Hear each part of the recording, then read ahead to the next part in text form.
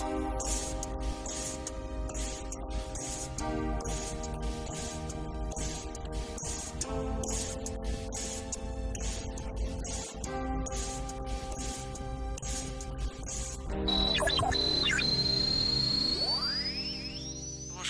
à l'écoute de Radio Méga, bienvenue dans notre chronique Underscore présentée par mes amis Cécile et Human. Découvrez avec nous des informations utiles et agréables à l'oreille autour du domaine informatique.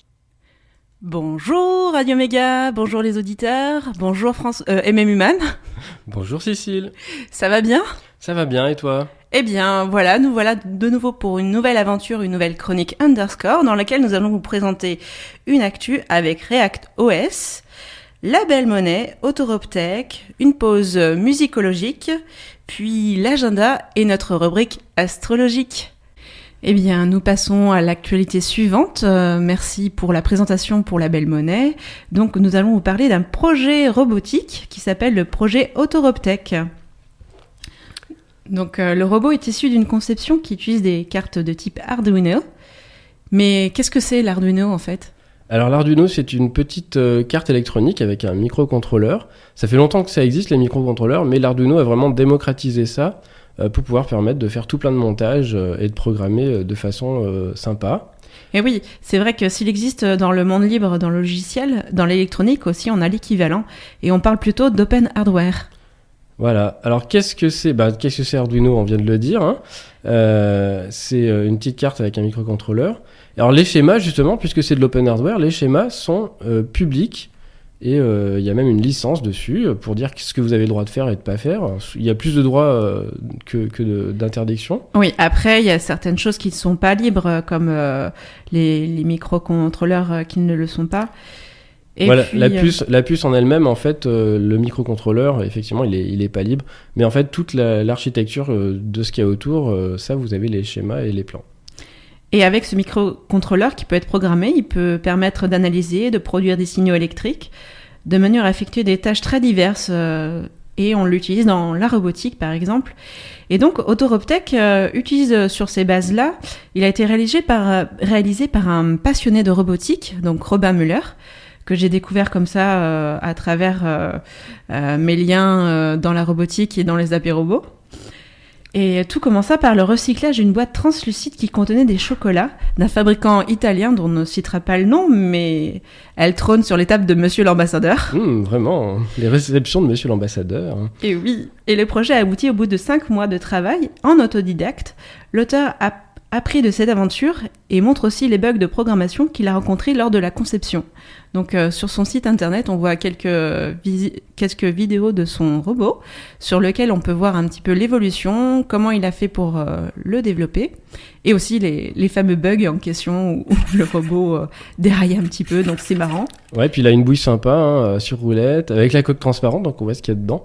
Et une petite taille, donc 35 cm par 23. Il a 2 caméras fixées sur la tête qui peut pivoter et un écran LCD au niveau de la bouche. Donc ça fait comme s'il parlait en fait. Oui, après, ce petit robot sur roulette est quand même autonome dans son comportement. Il tient 2 heures sur 2 batteries de 12 volts. Il est même capable de dire quand il est terminé de charger. Ouais, il a des bras aussi, il peut même saisir des objets. Donc il se déplace dans un environnement en détectant les obstacles et les objets à l'aide d'une vision à ultrasons. Il analyse la structure du sol ainsi que le dénivelé. Et grâce à un télémètre infrarouge, il peut faire plein de choses. Et voilà, c'est très sympa à voir. Et si vous êtes intéressé pour vérifier un peu à quoi ressemble ce robot, vous pouvez consulter le site autoroptech.netai.net. Déjà, le site compte 4631 visites.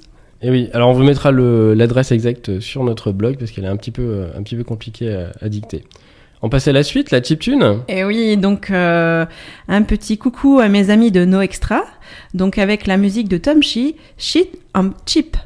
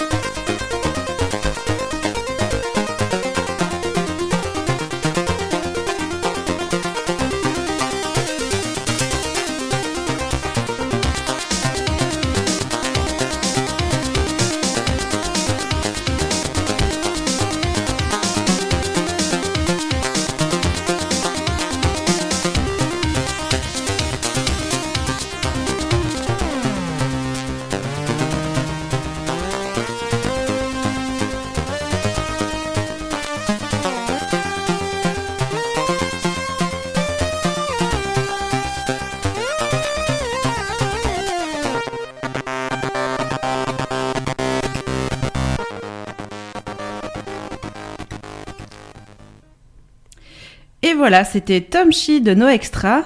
Donc Chip, un chip, une chiptune fait sur un tracker sur Atari.